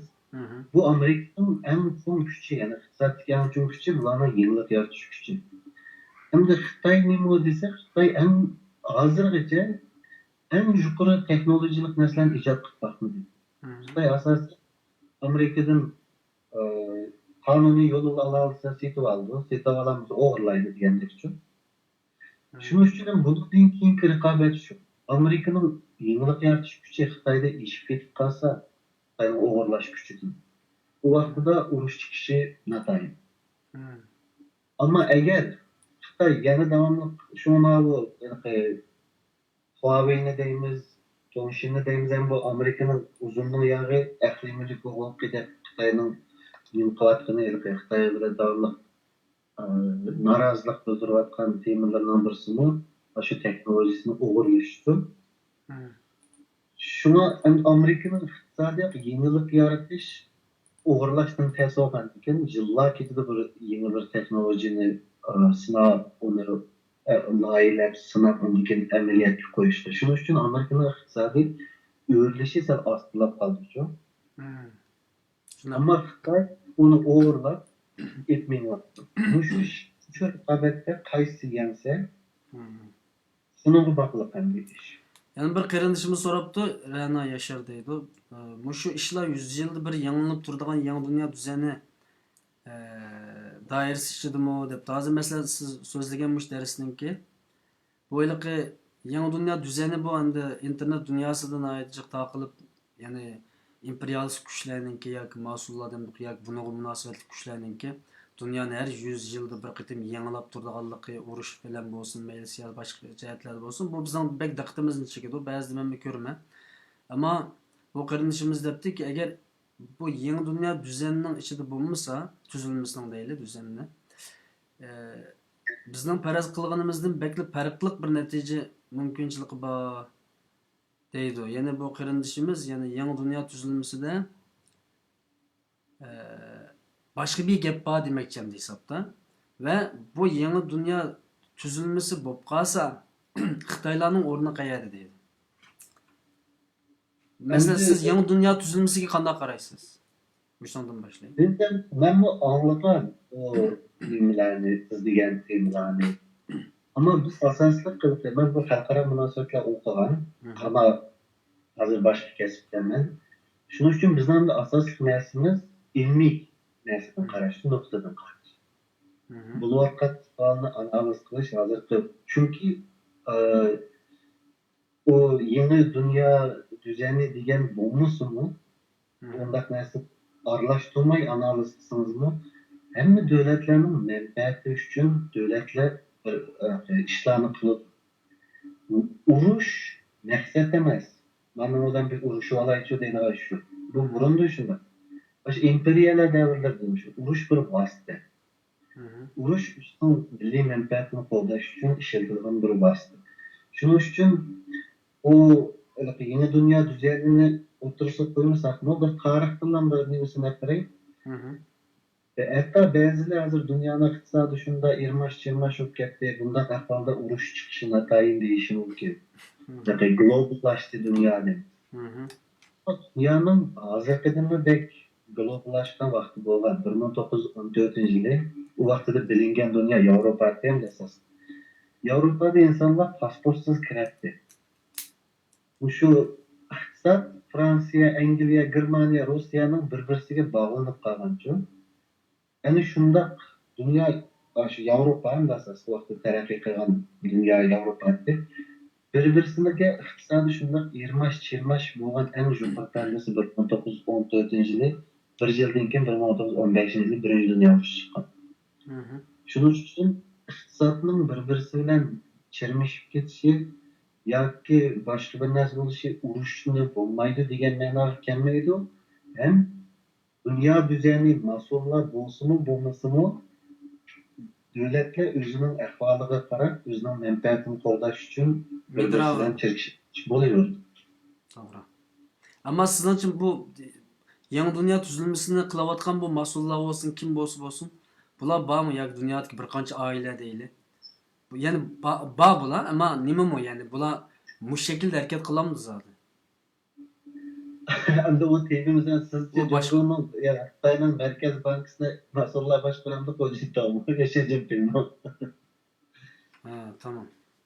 Ama Xi Jinping o masum bo'lib qolishi. Mesele bu. Sharq Turkistonga kelgan mas'ullar bilan ishlamaymiz. Ya bir adamda çünkü Şarkı Türkistan şu masumlarning xaritasının içinde bo'ladi. Çünkü ular dunyoviy yani biz ko'rayotgan dünya yeni dünya tüzülmesi degan bu haberler yoki bu ma'lumotlar zaten dünya şuna kelimede dünya var. Bütün yer şari ular qo'liga olib turib, Şarkı Türkistan ayet tutulsun, Türkiye miyet tutulsun, Kürtler miyet tutulsun, Türkler miyet tutulsun, Xitoylar miyet tutulsun degan bu narsani davomli tashviq qilyapti demdi bular. Bununla nispeten işençilik dair qanchalik şundan bilmekçimen. Ama bizning temamiz o emas. Sizning ishonchingizni qancha % bir mavjud ishmi u? Endi men biladiganni bilaman, bilmaydiganni bilmayman deyishim kerak. Shu uni men bilmayman. Hem xalqaro munosabatlarda mening rayonim Sharqiy Janubiy Osiyo. Shu hozir xaritada ko'rsatgan rayonlarni o'rgangan, o'sha davlatlarning tarixi olsun, manfaatlari olsun.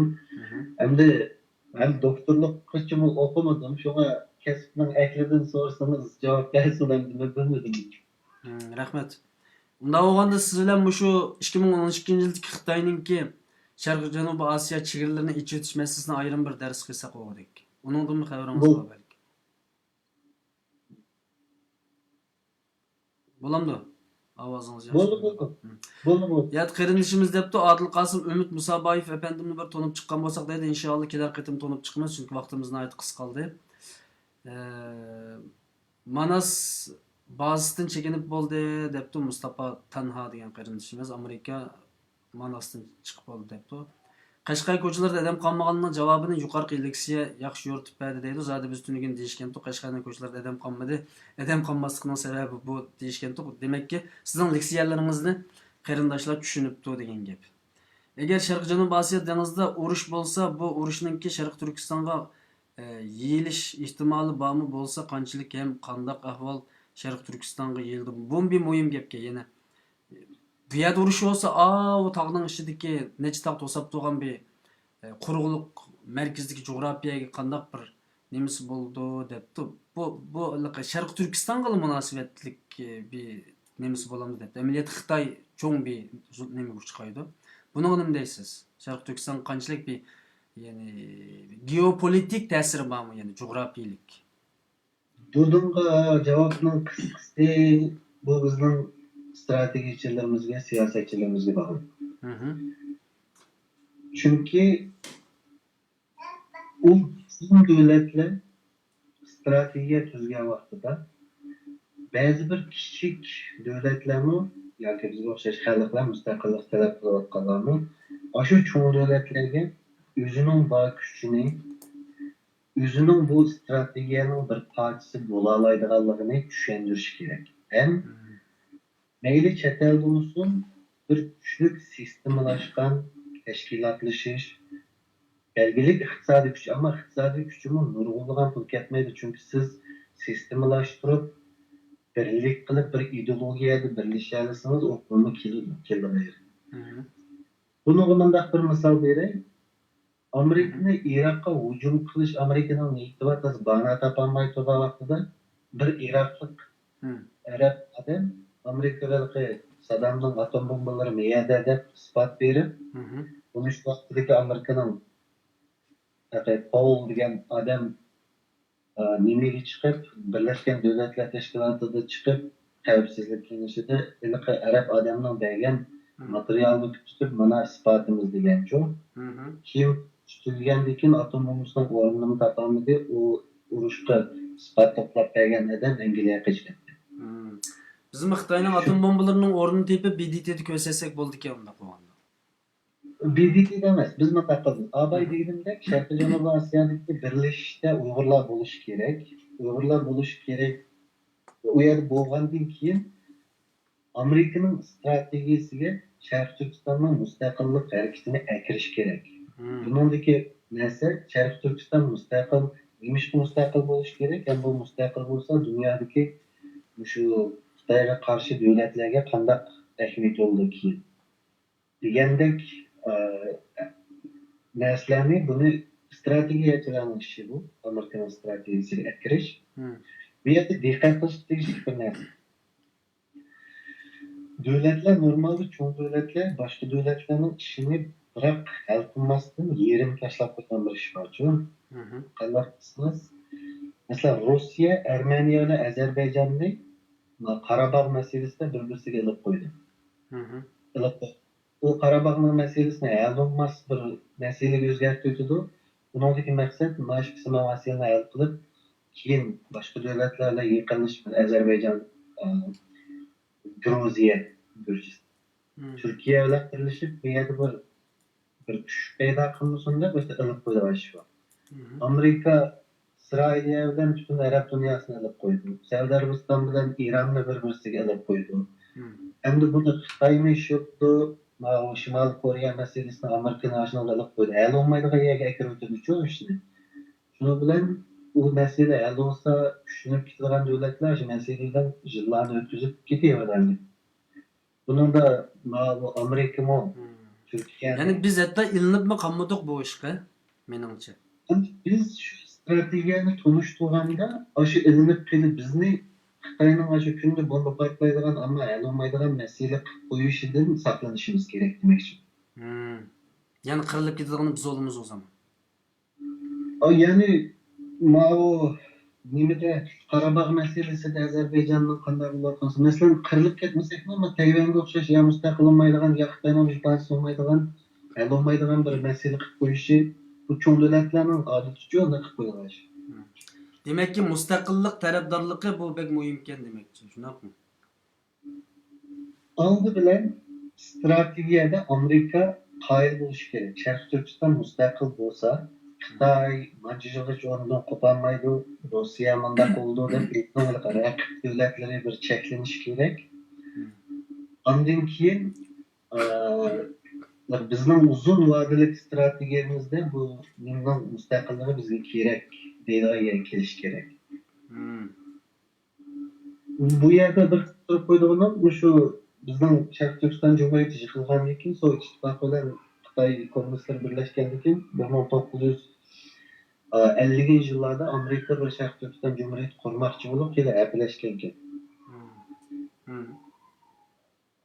Doğru. Yani diğer bir kardeşimiz depti elbette Xitayla yani Halil İbrahim Kürt bu kardeşimizin burun biz ziyaret kılındı. Bu kardeşimizin Arakan'a bağlan Şarkı Canubi Asya'da köp devletlerine bağlan şu nak meydanda ve Şarkı Canubi Asya meseleler üstüde cık izlengen kardeşimiz bu aynı zamanda Gollandiya ve Armiya bahsi işleyen kardeşimiz şu izuttu. Elbette Xitayla kendi özüge değişik yollarını geliştirmek depti. Yani bunun mı başka yollarını izleyip Xitay depti.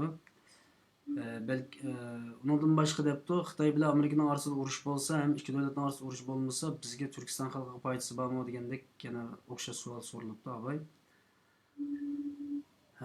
Fırsat kelgen vaqtida tutuluşqa üçün Uyg'urlar qandaq birlashish kerak, buning uchun nima qilish kerak, biror tavsiya bormi debdi. Ya'ni shundoq bir fursat keldi deyli. Asli fursatni kutish to'g'ri bir sabab munosabati deb qaramayman men. Ammo ashta bir ish bo'lib qolsa, urush yuz berib qolib qolsa, Uyg'urlar u vaqtcha qandaq hozirlik qilish kerak debdi. Buni bek qisqa, nayt muhim bir gaplaringiz javobingiz bo'lsa olay. Bu savol yamanjiq. Ya bununla ayrı bir program kılaydı. Bu gap uzun kuştu bu sorunun cevabı uzun. Uyat qarindishimiz debdi ana tilimizni hurmat qilaylik, geopolitikalik emas, jug'rafiyalik, siyosiy deb olsak to'g'ri bo'ldi debdi. Buni qabul qilamdik. Aslında ben bu coğrafi ve siyaset deb yazmak istedim. Keyin qarasam, bunun net ilmi atağısı bulmagan ki Uyg'urcha kasbiy terjemalar. Men Türkçe'ye qarab shu yerdan aldık şu. Bu coğrafi ve siyaset deb. Tamam. Bir qarindishimiz naq maydon telefon qilgan o'xshaydi. Assalomu alaykum. Va alaykum assalom. So'zingiz, savolingiz bo'lsa o'tirib qo'ysangiz bo'ldi. Ammo qisqa bugun, bugun vaqtimiz intayin ziq. Bo'ldi. Men ma tunugim ma qaysi kuni ma azardim. Taqsim qilganimizdan meselesini ma anlamadim. Buningda shu iskisida aniq surətdə milli armiyamızdan qayta qurishimiz kerak degan so'zni ta'kidladi. Hozirda bu sharoitimizda milli armiyani qayta qurib Xitoyning bir harbiy harakat qilsak, buning cho'qim shu Amerika qatorliq Xitoyning kamchilikni to'sgan davlatlardan bir qo'lga erish ehtimoli bor. Eng tez sur'atda ichki sur'atda milliy armiyani qursak, bu cho'qim qo'llashga erishalammi sizcha? Xo'sh, rahmat. Bu savolni anladimmi? O nimam toz yaxshi ishlamay qoldi. Anlamadım. Ya'ni agar Azat Qosim o'tirib qo'ygan Sharq Turkiston milliy armiyasini qaytadan chet elda qurib chiqish degan gapni dunyo qo'llamdi deb so'radi. Vakti kelgende kollaydı. vaqti kelganda qo'llaydi. Bıraklık kollamaydı deydigan iş yok, kollaydı. Hmm. Ama bu Korallık armiyanın özüge has ideologisi, özüge has nişanı olmuş ki. Bu dünyanın başka yerindeki başka cidellerle arlaştıran başka Korallık güçler, yani Şerq Türkistan'ın müstakilliği için bu Korallık güç The Bluetooth device is ready to pair. Xo'sh, davom qilaversin. nişan inip bo'lgan bir Korallık güç buluş gerek, onu kollaydı. Hmm. Tamam. Buna g'ayet yaxshi javob oldik.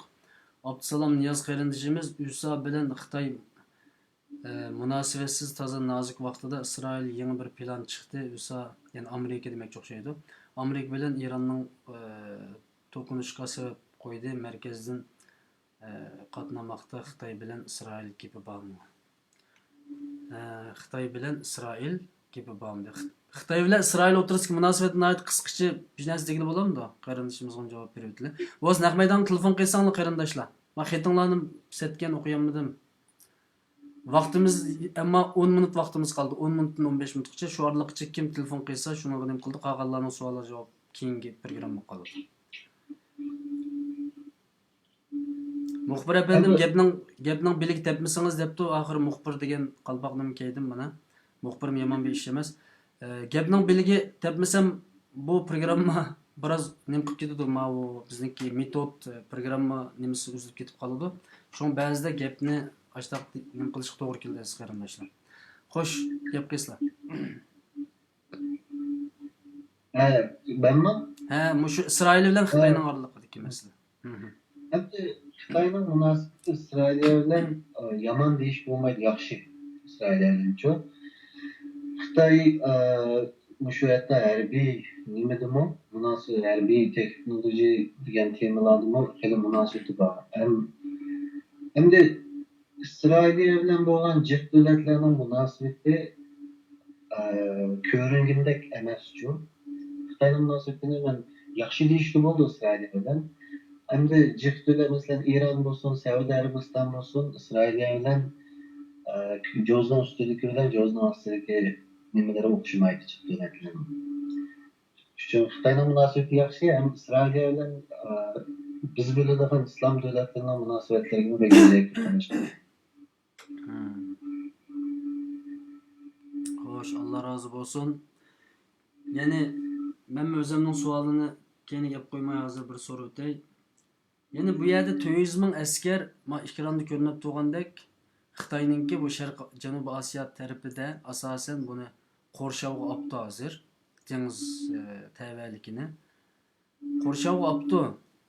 Bu 200 ming askar necha 10 nima avyomat 6 tane avyomatga keldi dedingiz, shunami? Undan başqa paraxod va yoki nurg'un havo armiya nimasi aeroplanlari. Bu Sharq Turkistonda 30 million xalq bormi bu yerda? Xitoyga qarshi bir xalq, ya'ni Xitoy zulmiga qarshi va mustaqilchi bir xalq bor. Bu uni o'lchab akeldimi yoki bular ishga yaramaydi? Quruqlikdan zaten bularning to'mirini tutdik, bular ashta uxlab yotadigan millatgan. Bular osmondan biznesi tashlab bersakmi o Talibanlar Ruslarni qo'g'lab chiqargandek bir qo'g'lab chiqarish ehtimoli yo'q Xitoyni. Shuning uchun biz bu dengiz tarafdan bunda qistayli deb bu bir xato plan so'qib qoldimi yoki biz xatolashyapmiz bu yerda? Ya'ni bizga ishonmamdi bu xalqaro kuchlar. Yo'q. Bizga ishonmaydi emas. Jo'g'rafiya taqdirimiz. Burun degan gap deganda, burun ipak yo'li taraqqiy qilganda dengiz yo'li yo'q vaqtida biz toza taraqqiy qilamiz. Chunki odamlar kelib ketgan dunyoning ikki tarafidan kelib o'tib turgandan keyin tijorat bo'lgan yoki madaniyat keladi, bilim keladi, ilm keladi degan. Shu dengiz yo'li ochilgandan keyin 15-asrda Yevropaliklar Amerikaga berishga boshlagandan boshlab quruq yo'lidagi davlatlar keyinida qoldi. Çünkü ticaret öldü, adam ki ketmegendiği için medeniyet mi hem neyse eşyanı kaldıran yok. Yenilik kirmeyi. Şuna bu denizge içilgan devletler tarafı ketti. Denizge içilmeyen bizdeki devletler yalnız bizlemez. Afganistan Kazakistan, Tacikistan deymiz. Hı. Bunu İngilizce landlocked deydi. Yer bilen koşulup kalan devletler bu biraz coğrafyanın terleysizliğimiz için. Hı hı. Şunun için deniz bilen ulanmayan yerlerde, devletlerde pek çok terakat bulmaydı. Hı. Bizim keresimiz bu Suriye'deki YPG Kürt korallık güçleri Akdeniz'de oluşumuzda şunda küçügendikin ahırsı ve Afrin'den kirdi. Çünkü denizge ulaşkan bir teritoriyanı kolun kirgizse iş başka olur demez mi? Hı hı. Hem bizden bu eğer bizge çevirmenden hem denizge tutuşulan bir devlet bizni kollasa vakti işler başka olur. Çokum deniz bulaş gerek emas o Xitoy qarshi görüşümüzde. Mesela Afganistan'da deniz yok. Ama Ruslarni qo'g'lab chiqadi Afganlar mustaqil bo'ldi. Çokum gerek emez ama çok özgürlük payda kıldı. Çünkü bu korallık uruş degenin harbiy hazırlık oldu, ok doğrusu oldu, neçe yıl devamlaşsa o neçe milyar dolarlık korallar ketip duruş gerek. Bunu avadın taşlagandan ya temir yolundan ya yoğan karmaşın bilen toşugandan bir harbiy toşuyduğun parxod neçe aylık hatta birer yıllık nesini bir ketimde ekildiniz. Bu harbiy yemizinin analizinin yemiz yolunun uçuş oluşu bekmiyor. Ticaret şunda. Yani men shuni ko'rib turman, shu Xitoyning bugungi kunda bundaq titrab, nihoyatda qo'rqinish tushib, Uyg'ur xalqini jiddiy bir baloning ichiga, zulmning ichiga tiqib o'tishda xalqaro kuchlarning Uyg'urlarni qurollantirishdan iborat bu burunqi kozirlari yoki burun tarixda nurg'un yuz bergan bu keyingi zamonlarda mustaqil bo'lgan davlatlarning hammasiga xalqaro qurol berdi, yani kuch berdi. Aşındaq bo'lishdan qo'rqib, mushtaq jiddiylashib ketyaptimdiki deb o'ylayman. Bu qanchalik to'g'ri? Yalnız Şarkı Türkistan'da emas.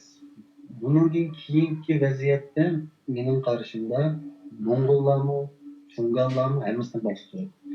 Bu yalnız bu garip devletlerine ya da Xitay'ın düşmanlarına kural veriş nemisinden sırt. Eğer de bu bir yol, tömür yolu 5 yerden patlap kalsa onu remontlayacak kısa kesimli bir yemek ticaret. Bu Uygurlar kıldı değil mi de? Kimle kısa? Hem de Xitay bu noktaya geldiğinde... Şunun için Taliban'ı setip aldım ulan. Şu yerdeki. Anlayamadım.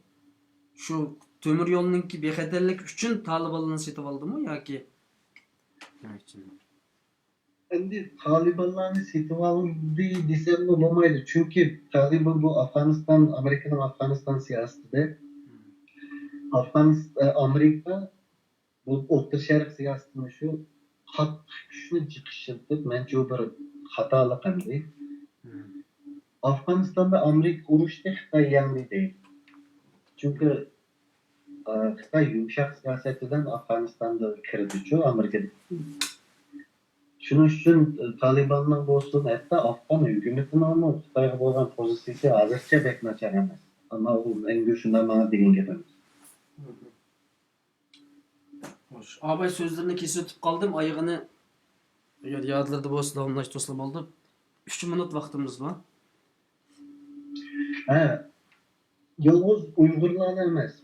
Tunganlar olsun hemmisini bastı. Çünkü Xitay bu milletke hiç kaysa şemmiyor. Bunda iqtisad kirib chiqayotgan yo'lning bu millatlarning, bu xalqlarning insoniga tashlab qo'ymaydi Xitoy uchun. Shuning uchun ig'ir bostirish boshlanadi. Ham bu yerda eng asosiy tushunib vaqtimiz qolmasa, birinchi bo'lib nima qilishimiz kerak deganni bunga ayrim bir programma qilamiz, ammo hozirgi jiddiy ahvolda nima qilamiz deganda, bu solih qiyrat ishimiz bir Amerikadagi Uyg'urlarga bir nima uzanlarını tutunurlar doğruluk vizitinin evet buna devam ediyor. Bunun rolü pek çok. Bunu Amerika'daki Uygurların kılış gerek. Yani hatta bütün Avrupa'daki Uygurların kılış gerek. Özü turuş rayonunun milletvekiliyle ya ki meclis olsun, meclis ve kongres söz konusu parlamentosu. Adamla tipi aşağıdan görüşüp Tüm dünyadaki Uygurlar kolga ilingan yoki boshdan anlaşık terbiyeleş, yuqarı ketken urug' tuqqanlarning ismi bilan hamma narsani tayyor qilib berish kerak. O'xshash bir xat yozib hammadan imzo qo'ysa bo'lmaydi. Qancha jihatimning hikoyasi bo'lsa, parlament a'zolarining parlament qo'li shunchalik kuchli bo'ldi emasmi? 3 bo'lsa 3,000, 5,000 bo'lsa 5,000 baş sağlık qarindishimiz bilan aloqa qilishib, Amerikalik Uyg'urlar buni qilish kerak. Chunki hozirgi ahvolda birinchi jiddiy qadam yalnız Amerikalılar emas, bütün chet eldagi g'arb davlatlarning hammasidan bir besim kelib, jiddiy ahvolni azroq olsin yumshatmasak yoki xalqaro sahnaga chiqmasak, hozir sal jiddiy ahvol. Undan keyin Uyg'urlar qanday qilamiz, tashkilotlar qanday qilamizni ayrim bir program tuzishdi. Bu texniklik dünyada nima uchun qog'oz email bilan yo'llaydi? Buning bir torbat ichib shu yerda to'ldiring deydigan bir narsa chiqmamdi. Hammadan o'zining o'ylarini to'ldira oladi uni. Ya çünkü hammadan o'zining hikoyasini yozuvchi uchun mening opamning ismi Mavo, dadamning ismi Mavo. Hikoyasini yozadigan kategoriya yoziladi bu yerga. Bir nimada elektronlik bir jadval tuzilsa, shuning uyimizda o'ltiribla, shuni to'shqizib o'yatib bo'ladi. Biz hozir bu texnik bo'lsa, bizni ayt xato bir nima kirib, o'yating hammadan qo'lda xatlarni yozib, uni rasmga tortib, uningdagi uni email qilib degandek bir nima qildik? Buning tashkilotlarni nima qilmadi? Biz shaxsan bu studio bola sifatimiz bilan bunga diqqat qildik, ammo biz qilib bo'lmadik. Ya'ni aldirashma bosh xizmatimiz boshqa bo'lgan ekan. Xo'sh. Bek muhim savoldan birini eng oxirida so'rab o'taman. Chunki muhim bir savol ekan. Bizningki masalan chet elda Sharq Turkiston milliy armiyasi qurilsa, Xitoyning dunyoga Uyg'urlar terrorchi deb davron silib, Uyg'urlarni yo'qotish suratini taqimi tiziltish ne qandoq to'sish kerak debdi. Masalan, biri bu bundaq ish bo'lamdi, ya'ni Uyg'urlar bundan keyin biroz xalqaroninki uzun muddat bizga sukut qilishining ustiga ma'lum bir harakatlarni qilib qolsa, Xitoyga foydaliqmi? Ya'ni Xitoy bizni taxmin terrorchi ko'rsatadi degan bu tampонlikqa qanday qaraysiz? Musa. Endi Uyg'urlarning masalasi xalqaralash ahvoli intayin yaxshi. Ammo sizni terrorchilarmi demamdi, u sizning qanchalik kuchingiz ham Xitoyga bu boshqa davlatlarning munosabatining qanchalik darajasiga kelganiga bog'liq. Mana Türkiye'ye qarshi urushayotgan Qur'onlik kuchlarni ba'zilar terrorchi deydi, ba'zilar terrorchi demaydi. Chunki hammasi o'zining manfaatiga qarab deydi-ku. Bu ahvol chiqdi ahvol. Ya demak, manfaatiga kelgan davlatlar bizning Xitoy beshiga ursin, bizning Uyg'urlarni terrorchi demaydi. Agar Uyg'urdek bir hech terror bilan aloqasi bo'lmagan bir millatni, ya'ni ba'zi arab davlatlari, Pokiston degandek davlatlar qarlab terrorchilar deganga o'xshagandek manfaatiga kelmay qolib qolsa, Uyg'urlar uni darhol qarlab uni terrorchi deydi. Ya'ni bu terrorchi otilish sababiyatimizmi dunyoning manfaatiga munosabatli degan gap. Buni bunday javob beray. Kosova'nın hozirgi prezidenti Hashim Tachi prezident bo'lishdan burun urushayotgan vaqtida tutish buyrug'i chiqarilgan eng muhim 10 terrorchining birisi.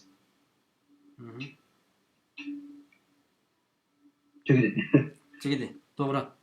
Demak, biz hozir masalan bu programmani qilyapmiz. Balkim Gollandiya bo'lsin, boshqa davlatlar bizga saqchilik diqqat qilishga boshlaydi. Hatto bizning gap so'zlarimizdan Xitoy bir nima chiqarib, bizni boshqa bir shaklda nima ko'rsatib qilsa, albatta bularni bizni bo'sh qo'ymaydi.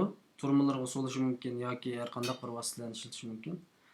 Ammo dunyoning manfaatiga kelsa, terrorchi deb beshiga Tajik ya'ni qalpoq kiydirilganlarmi davlatlarningki prezidenti bo'ldi. Demakki dunyo biz o'ylagandek emas degan javob chiqdi. Xo'sh. Sizning oxirgi so'zlaringizni olay, qarindoshlarimiz. Shu oxirgi gapimda hozirgi gapimizni xulosalay, hozirgi gapimizdan javob. Bu meselede biz yani g'arb dunyosi bilan o'zimiz yashayotgan davlatlarning fuqarolari biz bularga hech qanday jiddiyimiz yo'q. Ularning qonuniga bo'ysunishimiz kerak. Bu qurolliq va qurolliq ish degan gapni hozirgi vaziyatdagi qurolliq ishlar emas. Bu boshqa ish. Şərq Türkistan Milli Armiyası kurulandı. Xalqara kanunda kurulsa boldu. Hı hı. Haklısın. Ama onun vaziyeti kelgen, şarait kelgende bundaq bey, birinci pay ok etilip bolgandan keyin, vaqa başlanıp bolgandan keyin bir qancha partizan, şu okni atkan partizanlık gruplar birleşip Şərq Türkistan Armiyasını kurdu. Hı. Biz bir devlet Şərq Türkistan Armiyasını kurulup 4-5 yıl çeniqib berip uruşuduğu iş yok. Hı hı. Çünkü vaziyet geldi degan gap, bu xalqaro vaziyatda Xitoyga qarshi kuchlar nima qilib qo'l silib shu vaqtda birinchi turkum fidoyilar u yerda ishni boshlab bo'lgandan keyin 5-6 fidoyi guruh bo'lsa ular birlashib ismini o'zgartirib bizni maqsadimiz mustaqillik deb shu vaqtda qurildi bu. Hı hı. Xo'sh, Allah razı olsun. Sizning vaqtlarni aldık. Ma'u qarindoshlar nemish taqaysizlar programmani debdi. Bizmi ishimiz bor ishlamasak bo'lmaydi. Ishdan kelib hozir men programmani qilatib yana ish qilmayman. Qarindoshimiz Umidning Musaboyevning ishi bor. Alloh xolsa oldimizgi kunlarda yana qaytadan programma qilamiz aziz do'stlarim. Alloh sizlardan razı olsun. Bugungi bu programmamiz alohida 3 deylik yani hareketlik bir çirtiyoj bilen ders anlatıldı. Qarindoshimizning ayt yaxshi so'zlab berdi. Endi mas'uliyat sizlarga qoldi. Taqatishinglarga, texim ko'p Uyg'urlarimizga bu darslarimiz orqali manfaat berishinglarga va umid bag'ishlashinglarga qoldi. Hozirgacha bizningki suhbatlarimizni 200-300 qarindoshimiz taqib o'tdi. Hammasiga ayrim men nima o'tib qo'yapman. Şuna hem behirligen qarindoshlarga alohida rahmat aytaman. Bizni bu jihat qo'llab bersangiz biz uchun cho'ng ruhi oziq bo'ladi. Umid efendim sizga ko'p rahmat. Alloh rozi bo'lsin.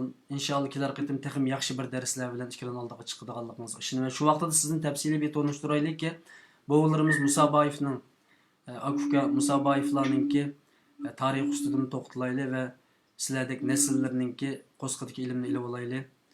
İnşallah ailelerini ve aslını tanıp çıkaylı. Bulamdı?